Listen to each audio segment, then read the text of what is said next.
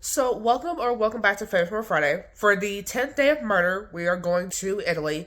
Normally, for these cases, I have like a specific city that it happened in.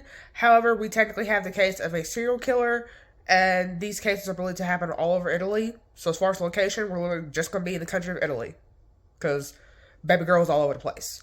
Not all information is known about her. I literally just have the one source, and just a heads up, there's said to be no surviving portraits of her, but there's like a photo that's believed to be her, but I don't want to use it because like it's historians had apparently said like it's not her. So just a heads up on that. And so I'm gonna quit my rambling and let's get started. So Julia Tofana was said to be born sometime in 1620. Other sources are saying 1590. So yeah, we're going back that far where like the sources are mixed regarding a lot of information. But I'm giving like what I can, okay? And so a woman that is said to be her mother, but other sources are saying like, oh, that's not actually her mom. Apparently her name is like Stefania Diamano, and she was executed like July of 1633 for executing her husband. So Julia's dad, when Julia's only like 12. So she though lost both her parents in the span of a year. One was murdered and the other one was executed for murdering said parents. So obviously, she has neither parents now. They're both dead. She is now considered an orphan. So she gets taken in by this group of apothecaries, which modern day, that's pharmacists. So in case anybody was wondering what the hell that was, because I was confused too. And it said that they taught her how to make poisons, which then she would later use on. However, other people believe that her mother taught her, which makes sense because her mother apparently had a whole poisoning business before she died. And then other sources are saying that she taught herself. So this is the part where Julia is like well known for. Apparently, she created like this whole like makeup brand called Aqua Tofana, and this was only sold to women that were in abusive marriages. You had to get a reference so that way we know you wasn't snitch because it wasn't actually like makeup; it was actually poison. And the plan was to ultimately kill your husband. The ingredients had arsenic, lead, and belladonna, which obviously sounds like a red flag now. It was the arsenic and lead part, but back then that was normal because life expectancy wasn't that long. And they were putting that in the makeup anyway. And the belladonna actually was put in your eyes to make your eyes like very dilated. Because apparently back then that was seemed attractive. And so as you can imagine, Julia, we don't even know how to this day, she was able to make it odorless, tasteless, and undetectable in autopsies. Now obviously back then in the 1600s they wasn't doing full on autopsies like we are today. But if like your husband died suspiciously, they do have ways to check the body. And somehow she made it to where if you was to kill your husband using this product, it would not show up in the autopsy and say he just died from like the flu or something.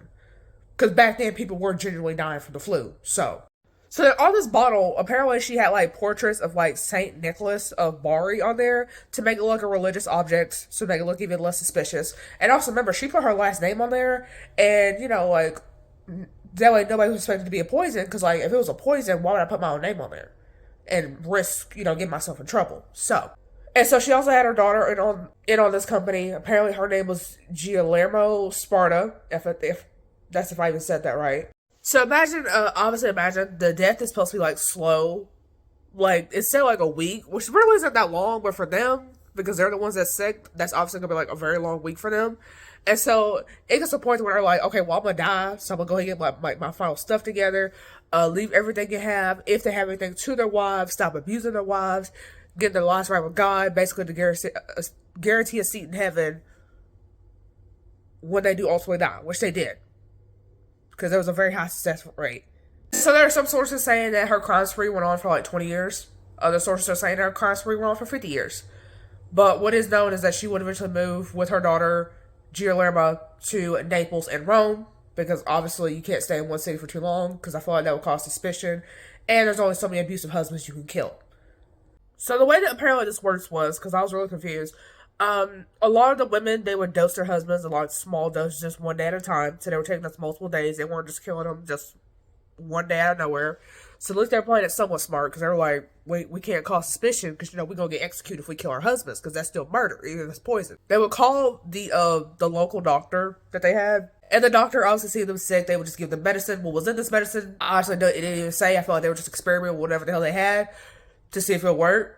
And after the doctor left, they would keep giving them like more dosages of the Aqua Tofana. And so obviously the symptoms would be worse instead of better. The doctor would be confused. But he would still give them more medicine because like, oh, maybe they just need more, not knowing that the husband's really being poisoned.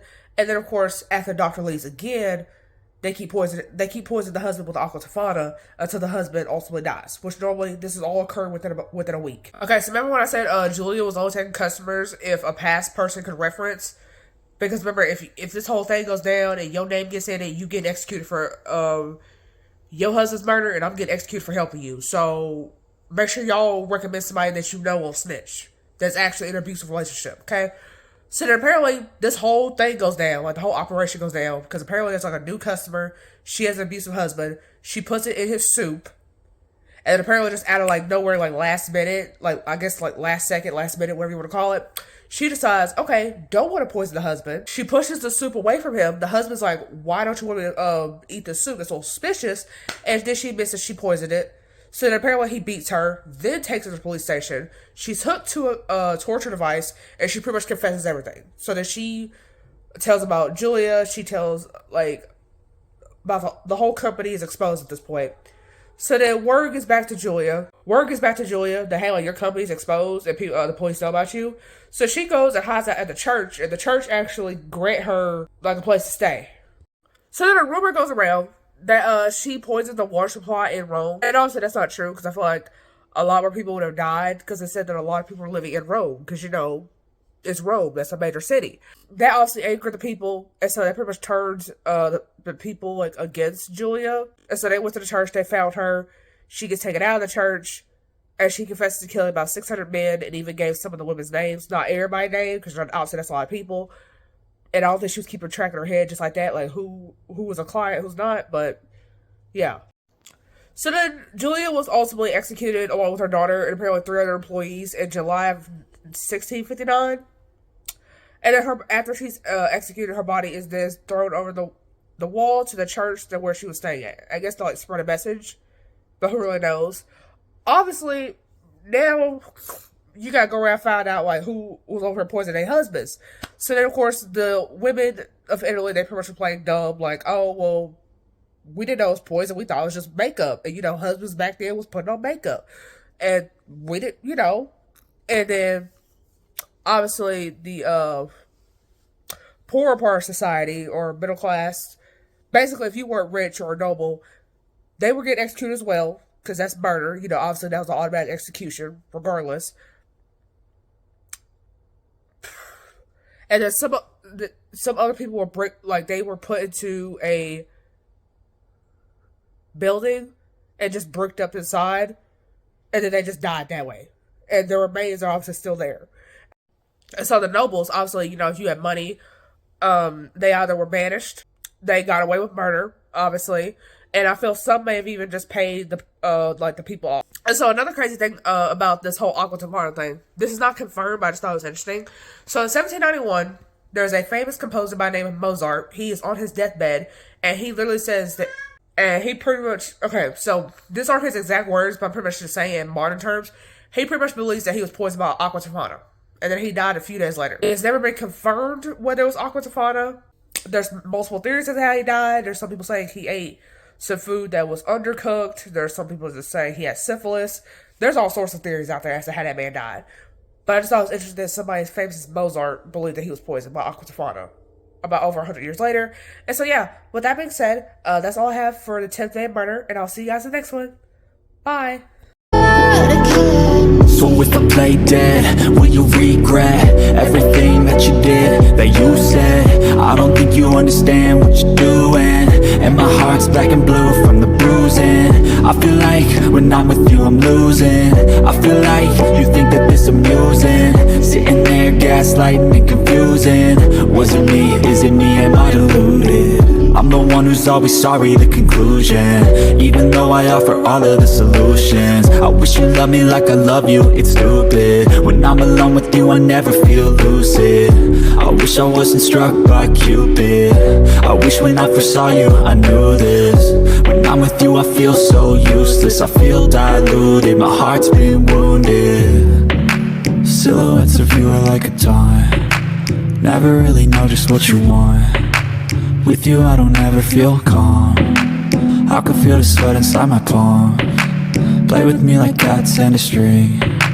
You don't understand the pain it brings.